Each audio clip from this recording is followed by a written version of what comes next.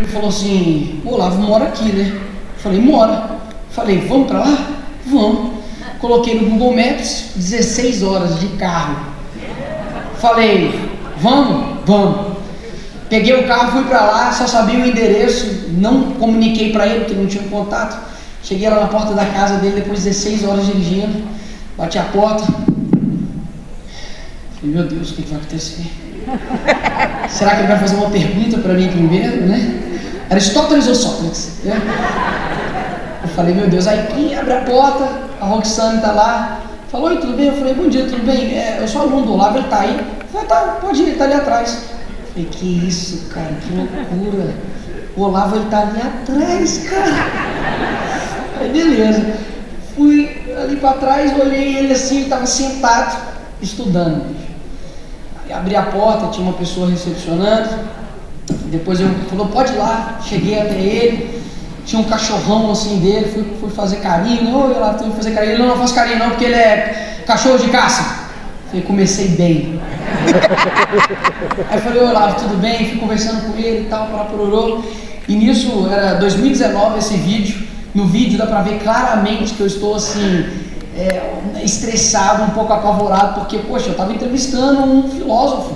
E quem sou eu perto de Olavo de Carvalho? Mas aí eu falei: não importa, não sou entrevistador, não sou ninguém, mas eu quero fazer uma entrevista com ele.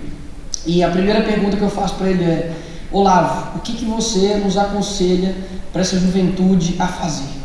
E ele responde: eu vou te dar a mesma pergunta que José Dirceu disse: trabalho de base, trabalho de base, trabalho de base. Os anos foram se passando e isso entrou no meu coração e falei: eu acho que eu entendi. A gente precisa realmente fazer o trabalho de base. E a base são os momentos ali da casa, do edifício, que são muitas vezes as mais difíceis, as mais penosas. E nenhuma casa se mantém de pé se não tiver de fato a estrutura. E daquele momento ali em diante, eu decidi elaborar uma palestra, na qual eu dou no Brasil, que chama-se O Cristão e a Política, e comecei a fazer esse trabalho de base, que é olhar no olho de cada pessoa, falar o que está acontecendo, falar um pouco do que eu aprendi até então, e eu percebi algo, que isso mudou a minha vida, e esse aqui é o tema dessa ministração, não. É muito tempo que a gente fica dentro da igreja, irmãos. É quase que eu pedi um amém aqui, que glória a Deus, aleluia, né? Mas se alguém quiser aceitar Jesus aqui, filho, vem pra cá, nós ora, aceitar Jesus, é isso mesmo. Mas enfim, não tenhais medo. Fica com isso na cabeça, não tenhais medo. Quando eu tinha exatos 17 anos de idade, uma professora minha aqui em Belo Horizonte fez uma prova inteira só sobre ativismo LGBT. E eu confrontei, postei na internet, era o que eu tinha na época. Na época, Eduardo Bolsonaro entrou em contato comigo pelo então Facebook. Alguém lembra do Facebook? Facebook? Flávio Bolsonaro me mandou ali mensagem também. Me lembro que a Raquel Charazade, né, não tinha entrado na Fazenda ainda. E não perdi os neurônios dela, me mandou ali também uma mensagem. E foi lá que eu conheci diversas pessoas e eu me posicionei. E eu posso falar algo para vocês: quando você tem 17 anos de idade, e quando você não tem seguidores, quando não tem câmeras, quando ninguém te conhece, quando entre aspas não tem o porquê você fazer, aquilo dali, aí que veio na minha mente: olha, não tenhais medo. Na hora é difícil, seu corpo dá uma tremida, você vê a sala inteira contra você. E aí naquele momento eu falei: bicho, eu tenho que tomar uma decisão aqui.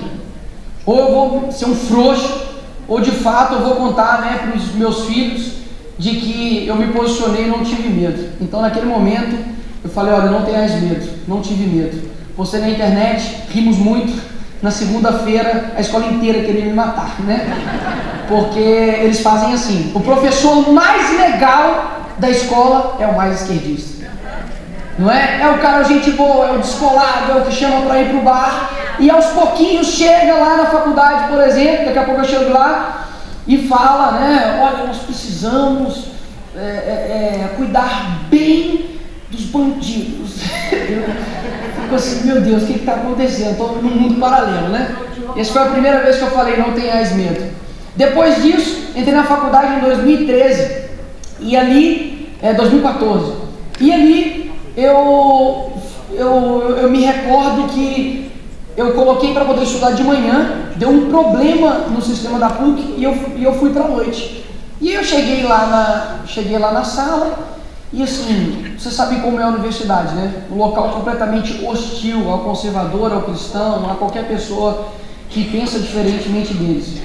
E nisso eu entrei dentro da sala de aula e no meu segundo dia de aula, e tem pessoas que estudaram comigo que podem atestar isso, segundo dia de aula, professora de sociologia chega e diz o seguinte: não existe verdade absoluta. E eu parei assim, falei, meu Deus, o que eu faço? Falei, o que eu faço? Eu falei, meu Deus do céu, o que eu vou fazer? Eu já tinha pintado meu cabelo de branco. Eu já não estava assim, sabe, tão sã de consciência. Quer saber, ninguém me conhece aqui mesmo, levantei a mão e falei, professora, se toda verdade é absoluta, se não existe verdade absoluta, ao afirmar isso é uma verdade absoluta, professora. Ela ficou igual a Nazaré. E nisso, eu me recordo, cadê o Kaique? Kaique tá aí? Estudou comigo? Kaique? Tá demitido, viu, Kaique? Não tá aqui? Tá demitido? Mas eu me recordo que aí, sabe o que a sala fez? Me aplaudiu. Gente, falar pra vocês, foi a maior enganação da minha vida. Que eu falei, top, a minha sala é de direita. Falei, obrigado, caí nos braços do povo. Falei, é isso mesmo, pode bater palma pra mim. E tal, meu irmão, não durou nem um mês, já tava que nem, sabe, Jesus Barrabás. E eu falei, caramba, bicho, o que está acontecendo? E eu fui lembrando ali do que eu tinha lido aos poucos ali com o Olavo, tinha visto ele só nos vídeos, e falei, meu irmão, eu não posso ter medo. Por quê? No momento que você está no local privado, que ninguém está te vendo, é aí que o seu caráter é forjado. Vamos pegar aqui rapidamente a história de Davi. Davi, antes de enfrentar Golias, ele tinha matado um urso e um leão. Tem gente que está querendo matar Golias, mas vê uma barata e grita. É impossível. Então Deus primeiro me forjou no reservado. Então foi testando o meu caráter. Vamos ver se realmente você tem coragem mesmo. Vamos ver se eu te posso colocar em algum lugar. E foi me testando. E posso falar com vocês? Se vocês acham que Jandira me deixa irritado, meu irmão, você nunca viu uma sala com 60 alunos esquerdistas. E outra, você não pode pedir arrego, não. Você não pode gritar assim, pela ordem, senhor presidente, né, Felipe Barros? Não pode falar, pela ordem, senhor presidente, pelo amor de Deus, artigo 56, eu quero pedir direito de resposta. Não tem, porque dentro da sala de aula onde um professor é esquerdista, não tem democracia. Não tem, ele é o absoluto, a verdade só não existe absoluta para nós, para eles existem, né? Porque a verdade do professor é a verdade absoluta. E nisso eu falei, meu Deus do céu, tudo que eu falo, esse pessoal me rebate. Tudo que eu falo, eu sou chamado de nazista, de fascista, de bicicletista, de ciclista, de um monte de coisa. O que eu vou fazer? Tom veio na minha mente, cara, não tenhais medo. Eu falei, olha, faltam ainda 5 anos para eu completar isso aqui. Mas quer saber, meu irmão? História para contar. Um dia eu vou contar isso no CIPEC, né? E posso falar com vocês? É desgastante, tá? Eu tô falando isso aqui, mas talvez você passe também o mesmo, né? No seu trabalho, na sua universidade, ou até mesmo na sua família. Você falou, meu Deus do céu, o que eu arrumei com a minha filha? Criei ela tão bem, que não sei o que, e agora tá falando meu corpo, minhas regras. Oh, meu Deus do céu, o que eu arrumei com meu filho? Primeiro começou, né, ali nas drogas, bebendo, agora tá até filhado ao pessoal. Aí você falou, Jesus amado, onde eu errei, né? Agora acabou. E aí, nesses momentos que você de fato vai ter que parar e falar, olha, não tenhas medo, vou ter que assumir aqui a minha responsabilidade. E depois que passou esses 5 anos penosos ali na PUC, eu decidi, né, me candidatar a vereador. E aí Deus falou assim, não vai ser fácil também não. O prefeito vai ser o Calil. O prefeito vai ser o Calil, o Gargamel. Não vou colocar qualquer tenha prefeito, né?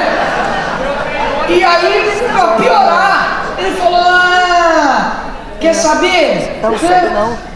Aí meu mandato, meu primeiro ano de mandato, irmãos, eu falo assim, meu Deus do céu, meu primeiro ano de mandato, sabe, vou botar pra quebrar e tal, tudo mais, o pessoal vai encher a galeria, pessoal lá das mães direitas, pessoal da direita Minas, sabe, todo mundo vai ali pra cima e vai, nós vamos lutar junto, aí entra a pandemia. Eu falo, não é possível, bicho, não tem condição disso não. Aí na época da pandemia, vendo aquilo tudo acontecer, eu me recordo que eu fiquei uma semana de fora dentro de casa. Falei, vou ficar uma semana, não sei o que está acontecendo. Eu recebia vídeo da China de gente assim no ônibus desmaiando. Esse tal de corona aí. Falei, não, vou ficar quieto aqui, vou entender o que está acontecendo. Daí eu comecei a ver, aqui em Belo Horizonte, 10 mil empregos sendo perdidos. Eu vi 100 mil negócios, 10 mil negócios fechados e 100 mil empregos perdidos. Começou a chegar mensagem para mim de que fulano de tal amigo meu suicidou porque ele era do setor de eventos e já está há 1 ano e meio sem trabalhar. Comecei a visitar o centro aqui da cidade, vi que comércios de 50 anos estavam sendo fechados. A Feira Rio, por exemplo, fechou, né? Escolas fechadas, moradores de rua triplicou aqui em Belo Horizonte. E aí eu comecei a... Calma, gente, vocês estão moradores de rua triplicou Você fala mudar isso aí, cara. Foi engraçado que o pessoal que botou a cara do Lula, o pessoal, fora Lula, cara! Tipo assim, como se gritasse, a gente vai tirar ele de lá, quem dera, cara. Né? Calma só um pouquinho, tá? Fala assim comigo, ó, 3, 2, 1 e respira. Vai, 3, 2, 1 e... Agora solta, vai. Pronto, tá todo mundo tranquilo agora, né? Já sei, pensa na Maria do Rosário. Não, aí não dá. Olha só, nesse momento aqui em Belo Horizonte, eu falei, caramba, só que quem está falando com relação ao lockdown está tomando pancada. Bolsonaro está lá defendendo o trabalhador e, poxa, o pessoal chamando ele de genocida. E aí, mais uma vez, todo mundo com medo, pessoas morrendo, ninguém sabendo muito bem o que fazer, passa gel, não coloca gel, bota máscara, tira máscara, fecha comércio, boca de fumo aberta, baile funk rolando, e igreja fechada. Eu falei, meu Deus do céu, o que está acontecendo? Mais uma vez dentro do meu coração, pum, não tenhais medo. Lembro que o pessoal, inclusive, está aqui alguns ossos. José está aqui, que sempre vai para a rua. Nós aqui, ó. José, tá vivo. é isso aí, esse aí é um dos que se apareceu um aqui, ele tem que dar um pulo ali. O José é um dos que, né, chama sempre para estar na rua, etc e tal. Eu lembro que foi convocado ali para a porta da prefeitura, todo mundo de máscara ainda. E fui e falei, ó, isso aqui tá errado, isso aqui não pode ser feito, etc e tal. Depois a gente fez uma outra manifestação, lembro que estava chovendo, tem esse vídeo meu na internet, chovendo. Eu tirei a máscara, falei, olha, isso daqui não pode acontecer, não subestima o vírus, mas a gente também não pode subestimar fome, papapá. E aí veio todo mundo, papapá, genocida, que não sei o que, um monte de confusão e tal. Mas também, quando você tem coragem, isso influencia a coragem também no coração de outras pessoas. Esse foi o momento, eu quero só usar a rede social como quantitativo, não que isso seja a realidade por completo, mas uma parcela dela. Porque tem muita gente que tem muitos seguidores, mas não presta, né? Agora, quando eu fazia aquilo dali, eu comecei a perceber que meus seguidores começaram a crescer muito. E muita gente dizendo, Nicolas, você está certo. Nicolas, obrigado por nos defender, etc e tal. E eu parei para pensar, falei, caramba, no momento do nosso maior alto pico de medo, pode ser algo decisivo na nossa vida. Ou a gente vai enfrentar aquilo dali e vai descobrir algo novo, como por exemplo, ter coragem e saber que era necessário ter lutado aquela guerra, ou senão você nunca vai descobrir o que vem depois do medo. E graças a Deus, para cada um Deus dá uma virtude. E para mim, graças a Deus, não faltou coragem. E depois disso, me vem a missão de vir federal. Mas a caixinha, a vida, né? É uma caixinha de surpresa. E eu falei, opa, você é deputado federal com o Bolsonaro lá, meu amigo. Vou chegar lá e, poxa, ajudar o Minas, o Ministério de Infraestrutura, vou ajudar e vamos pra lá e tal. E aí cheguei à eleição, não é possível. Tem condição, cara, que tá dando errado, bicho. Não tem condição, pega vereador, chega na sala de aula na PUC, é uma esquerdista. Eu chego pra ser vereador, o prefeito é o Calil. Aí eu ganho pra deputado federal, Lula ganha. Eu falei, meio que sacanagem. Possível, cara. Tá igual o Joseph Klimber, bicho. Os mais antigos aí não conhecem, né? O pessoal moderno aí não conhece, né? Mas tudo bem. Isso eu me recordo quando